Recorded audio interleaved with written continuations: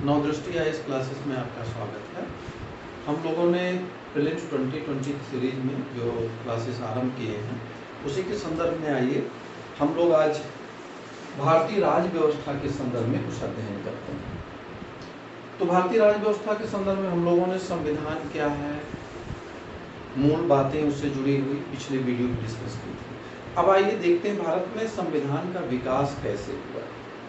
मित्रों, आप जानते हैं कि जो संवैधानिक विकास की प्रक्रिया है वो दो पक्षों में हम उसको देख सकते हैं।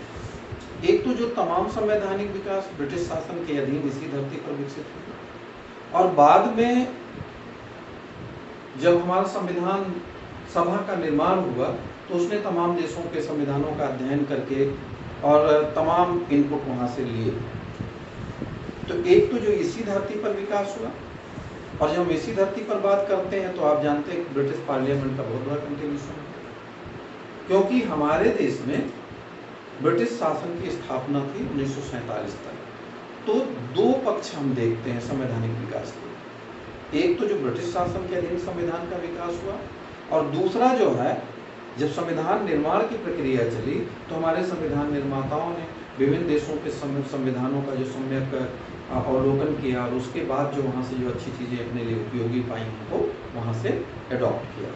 तो इस संदर्भ में हम लोग पहली बात शुरू करेंगे कि भारत में जो संवैधानिक विकास है वो ब्रिटिश शासन के अधीन कैसे हुआ। तो इसमें कॉन्स्टिट्यूशनल डेवलपमेंट इन इंडिया अगर हम बात करें तो एक तो कंपनी के शासन के अधीन संवैधानिक विकास हुआ, यानी आप जानते हैं कि 1772 ईस्वी से लेकर के और 1858 तक भारत में जो शासन रहा वो ईस्ट इंडिया कंपनी का शासन रहा, और 1858 से भारत में क्राउन का राज्य शुरू होता है, ब्रिटिश क्राउन के शासन की स्थापना हो गई। तो उसके बाद क्राउन के अधीन भारत में संवैधानिक विकास हुआ। कंपनी शासन के अधीन जो संवैधानिक विकास की प्रक्रिया आरंभ हुई मूलतः आप देखेंगे 1773 के रेगुलेटिंग एक्ट से आरंभ हुआ।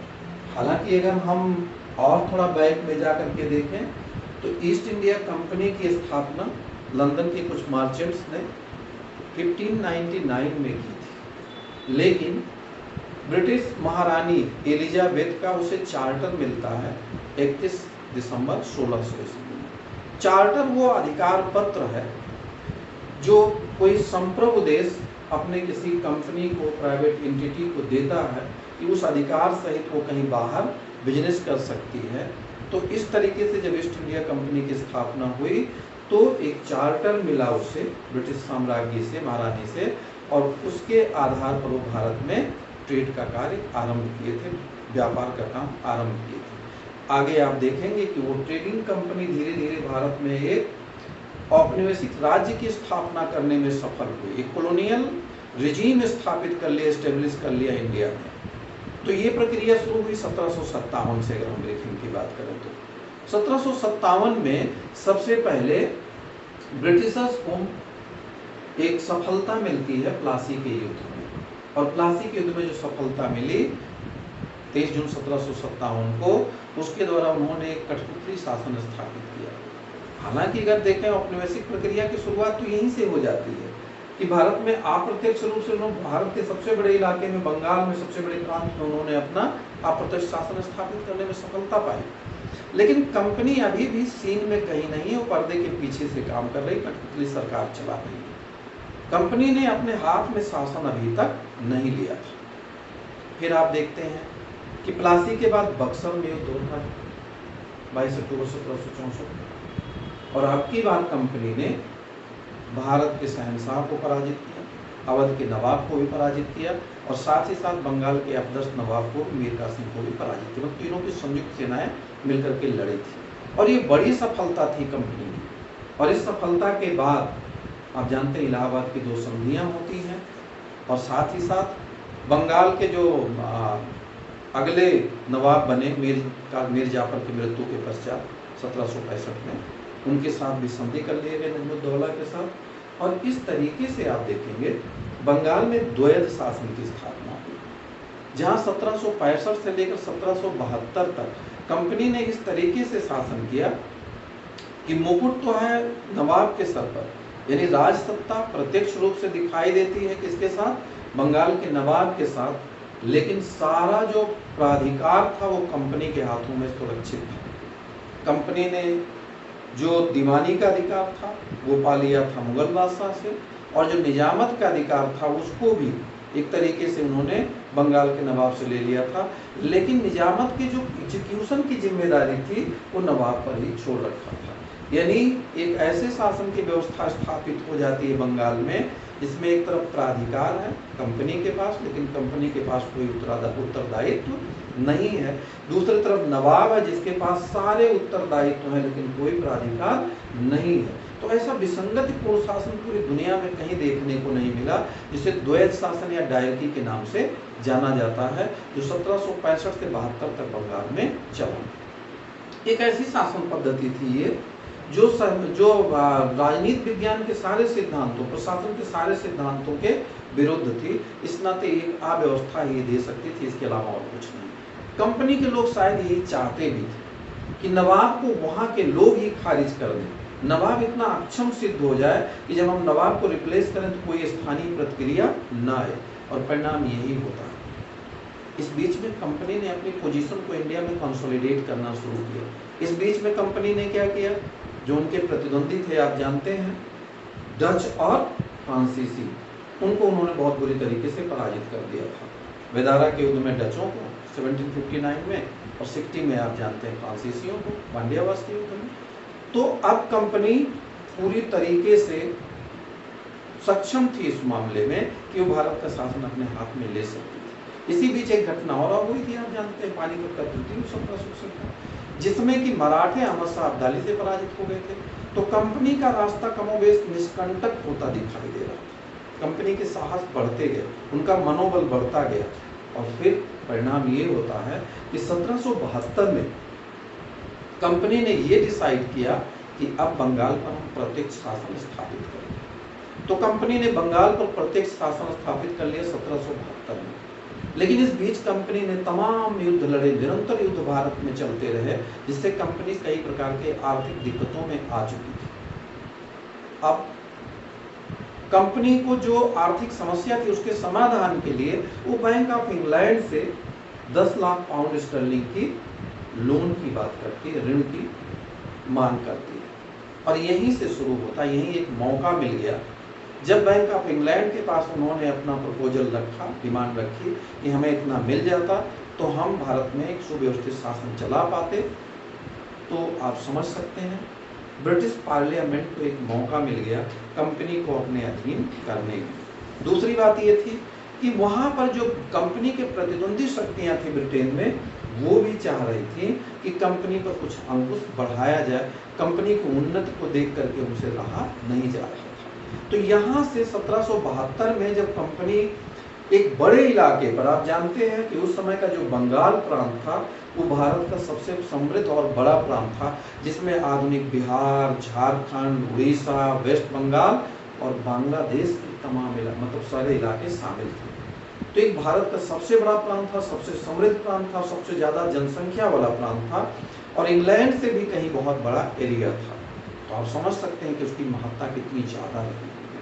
तो यहीं से पार्लियामेंट में डिबेट शुरू हुआ कि कंपनी जो इतनी सक्षम हो चुकी है, जिसके पास इतनी प्रशासनिक शक्ति आ गई है, अब उसको हमें रेगुलेट करना चाहिए, विनियमित करना चाहिए। तो इसी संदर्भ में सबसे पहला अधिनियम जो पारित किया गया कंपनी के मामलों को रेगुलेट करने के लिए 1773 में, उसे नाम ही दिया गया 1773 का रेगुलेटिंग एक्ट। यानी कंपनी के मामलों को विनियमित करने के लिए सबसे पहली बात पहल होती है इंग्लैंड में, इंग्लैंड की पार्लियामेंट द्वारा। आप ध्यान देंगे कि 1773 के एक्ट से लेकर के और 1935 का अधिनियम तक जो सारे ये अधिनियम बने हैं, सारे अधिनियम निर्मित करने का काम ब्रिटिश पार्लियामेंट करती है। तो यहाँ हम देखेंगे, हमने एक लिस्ट यहाँ बना रखी है कि ये सारे अधिनियम पारित हुए। 1781 का संशोधनात्मक अधिनियम इसके बाद आता है। अब आप देखेंगे धीरे धीरे कंपनी के शासन को व्यवस्थित करने के लिए ये तमाम अधिनियम लाए गए। इसके बाद 1784 का पिट्स इंडिया एक्ट आया, जो कमियां थी इसको और ज्यादा व्यवस्थित करने के लिए लाया गया ये। डेवलपिंग एक्ट की खामियों को, अभी हम आगे इसका डिटेल लेंगे। 1786 का अधिनियम आया, लॉर्ड कॉर्नवालिस को भारत का गवर्नर जनरल बनाना था, बंगाल का गवर्नर जनरल बनाना था, उसको तैयार करने के लिए आया। तो 1793 में कंपनी का चार्टर जब खत्म होने लगा 20 ईयर्स, और उसके लिए उसको रिन्यू करना था, तो इसके लिए ये लाया गया, चार्टर एक्ट लाया गया। 1813 का चार्टर एक्ट, 1813 तक आते आते कंपनी का जो भारत पर विस्तार था बहुत बड़े इलाके पर हो गया, और कंपनी को ट्रेडिंग कंपनी से प्रशासनिक कंपनी के रूप में कन्वर्ट करने के लिए चार्टर अधिनियम लाया गया। साथ ही साथ चार्टर एक्ट की जो एक्सपायरी था वो भी 13 में था, इस नाते भी ऐसा किया गया। फिर 20 साल के लिए बढ़ाया गया। 1833 में इंडियन जो गवर्नेंस था इसको और ज़्यादा बेहतर बनाने के लिए 1833 का चार्टर एक्ट लाया गया, जिसमें आप देखेंगे कैसे केंद्रीकरण की प्रक्रिया आगे बढ़ती है। तो एक संवैधानिक विकास का क्रम देखेंगे आप, अभी जब हम डिटेल में इसकी बात करेंगे। 1853 का चार्टर एक्ट था, लाया गया 20 साल बाद जब चार्टर की अवधि खत्म हुई, ये अंतिम चार्टर एक्ट था। और आप इसमें आप पाएंगे इस चार्टर एक्ट में ये कहा दिया गया कि अब जब तक ब्रिटिश संसद चाहे तब तक क्राउन की ओर से एक ट्रस्टी के रूप में ईस्ट इंडिया कंपनी भारत का शासन संचालित कर सकती है। तो ये सारे अधिनियम जो विकसित हुए वो कंपनी शासन के अधीन आते हैं, और इनका सभी का निर्माण ब्रिटिश पार्लियामेंट द्वारा किया गया। जैसा कि हम सभी जानते हैं 1857 में भारत में कंपनी शासन के विरुद्ध एक महाविद्रोह हुआ, जिसको भारत का प्रथम स्वतंत्रता संग्राम भी कहा जाता है। एक औपनिवेशिक शासन को उखाड़ फेंकने के लिए भारतीय सशस्त्र संघर्ष के लिए उतारू हो गए। और आप जैसा कि जानते हैं कि ब्रिटिश राज्य ने बड़ी सफलतापूर्वक इस क्रांति को दबाने का काम किया, और उसके बाद अभी स्पष्ट हो चुका था। तब तक आप जानते हैं 1857 तक आते आते संपूर्ण भारत पर ब्रिटिश राज्य की स्थापना हो चुकी थी, ईस्ट इंडिया कंपनी के शासन की स्थापना हो चुकी थी। इवन म्यांमार तक के बड़े इलाके इसमें शामिल हो चुके थे। अब एक बड़ी चुनौती जो भारतीयों ने प्रस्तुत किया था, तो ब्रिटिश पार्लियामेंट ही नहीं बल्कि जो ब्रिटेन की तमाम जनता थी उनको ये लगने लगा, क्योंकि नरसंहार भी बहुत ज़्यादा हुआ था, भारतीय भी मारे गए थे, ब्रिटिशर्स भी मारे गए थे। तो अब ये बात वहाँ पर बड़े प्रभावशाली ढंग से उठाया जाने लगा कि एक ट्रेडिंग कंपनी के हाथों में इतने बड़े महादेश का, जिसमें करोड़ों की जनसंख्या है, उसका शासन छोड़ना उचित नहीं है। और कंपनी के विरोधियों को भी मौका मिल गया कि कंपनी का शासन वहाँ खत्म कराने में वो कोशिश कर ली। परिणाम यही होता है कि ब्रिटिश पार्लियामेंट ने निर्णय लिया 1858 में कि अब कंपनी ईस्ट इंडिया कंपनी का शासन समाप्त किया जाए और सीधे क्राउन के हाथों में भारत का शासन ले लिया जाए। तो 1858 में अधिनियम आया जिसको कहा गया भारत में अच्छे शासन के लिए अधिनियम, और इस अधिनियम द्वारा भारत में कंपनी का शासन समाप्त कर दिया गया, और इसी के साथ क्राउन के शासन की शुरुआत हुई। और इसी नाते क्राउन का रिप्रेजेंटेटिव होने के नाते गवर्नर जनरल वायसराय भी कहलाने लगा। हालांकि मूल औपनिवेशिक चरित्र में शासन के कोई परिवर्तन नहीं आया, अभी वही चल रहा है, लेकिन शासन को सुव्यवस्थित बनाने की प्रक्रिया आरंभ हुई, क्योंकि यहाँ एक कंपनी रूल कर रही थी, आप समझ सकते हैं, उसका एक्सपर्टीज नहीं था, और जबकि यहाँ ब्रिटिश क्राउन आ गया। अब आप समझ सकते हैं जब एक जो गवर्नमेंट है वो जब शासन करने लगेगी तो उसके पास तमाम संस्थागत अनुभव है, तमाम विधिक प्रक्रिया के अनुभव है, शासन को सुचारू कैसे चलाया जाए उसकी संरचनागत और प्रक्रियागत जो महत्वपूर्ण बातें होती, विशिष्टताएं होती, उसको भी ये समझ रही थी। और इस नाते आप देखेंगे कि जब इसके आगे जो परिवर्तन होंगे वो भारत को कैसे सुव्यवस्थित संरचनाओं की प्रक्रिया में ढाल करके चलाया जाए। तो इसी नाते 1857 की क्रांति में एक चीज और स्पष्ट हो चुकी थी कि अगर भारतीयों को शासन में कुछ भागीदार नहीं बनाया जाएगा तो ऐसे महाविद्रोह फिर रिपीट हो सकते हैं।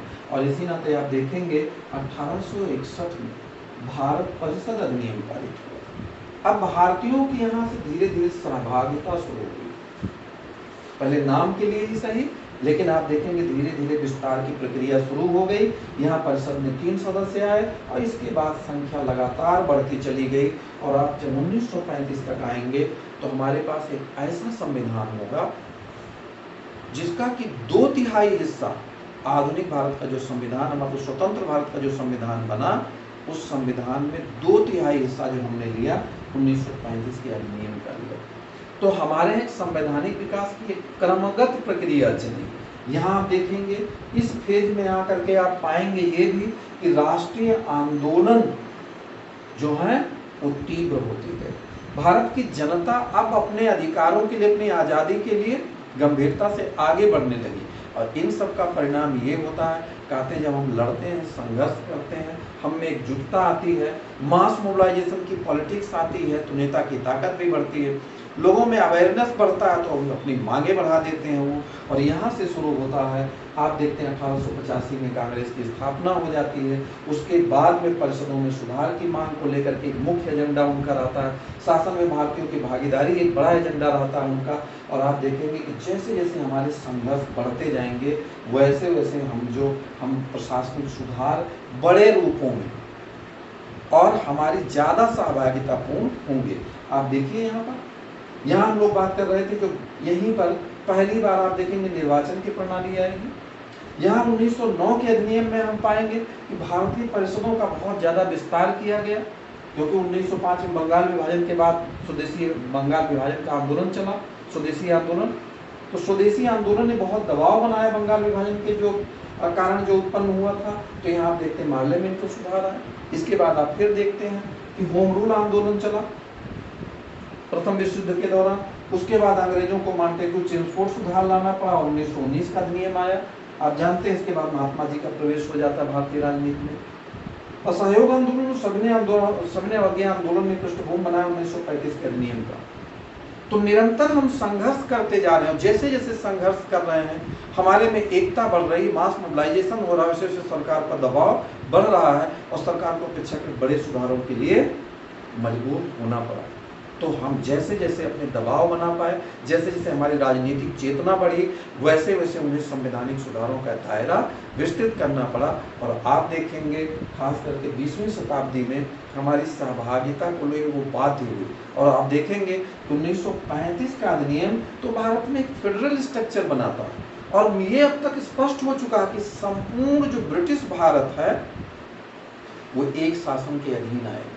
पूरा भारत एक होगा, एक उसकी केंद्रीय सरकार होगी और पूरे भारत को राज्यों में बांटा जाएगा। 1935 तक अधिनियम तक आते आते ये भी स्पष्ट हो चुका था कि भारत में पार्लियामेंट्री शासन व्यवस्था स्थापित होगी। तो हमारे देश में एक संसदीय शासन प्रणाली का जो विकास था वो ब्रिटिश शासन के अंदर ही हुआ।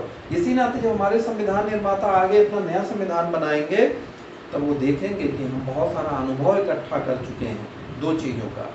एक तो कैसे सरकार मतलब शासन की संरचना बनाई जाए दो स्तरीय, संघ सरकार और राज्य सरकार। लेकिन इसमें संघ को हम ज़्यादा मजबूत रखें क्योंकि हमने तमाम सबक प्राप्त कर लिया था, इस नाते हमने यूनियन बनाया, अमेरिका जैसा फेडरेशन नहीं बनाया। अगली चीज़ अगर हम लोग देखें तो 1935 के अधिनियम से एक बात हमें और स्पष्ट हो चुका था कि द्विस्तरीय शासन प्रणाली ऐसी बनाई जाए जिसमें संघ के पास ज़्यादा शक्तियाँ हो, राज्यों के पास अपेक्षाकृत थोड़ी कम शक्तियाँ हों और संसदीय शासन प्रणाली बने। तो हमारे यहाँ जो मॉडल विकसित हुआ वो वेस्टमिनिस्टर मॉडल, जो इंग्लैंड का संवैधानिक मॉडल है उसे हम कहते हैं वेस्टमिनिस्टर मॉडल। उसी से हम सबसे ज़्यादा अनुप्राणित रहे, न कि हम अमेरिका के संविधान से। तो हम ज़्यादा अनुप्राणित किससे रहे? ब्रिटिश संविधान से। इस तरीके से अगर हम लोग देखें तो एक संवैधानिक विकास यहाँ तक पहुँचते पहुँचते अभी आप अगर 1935 का संविधान रखें और अपना संविधान रखें, अभी वर्तमान संविधान रखें, तो आप पाएंगे लगभग 2/3 हिस्सा एकदम कार्बन कॉपी है। तो आइए हम इसके बाद में मतलब यहाँ तक आते आते स्पष्ट हो चुका है कि भारत में संविधान की दिशा आगे क्या होने जा रही है, किस प्रकार की हम राज्य व्यवस्था आगे रूपायित कर रहे हैं, ये इस पर यहाँ तक स्पष्ट हो गया था। अब हम लोग इसके आगे क्रमगत रूप से यहाँ से शुरू करेंगे रेगुलेटिंग एक्ट से। तो रेगुलेटिंग एक्ट जो पहला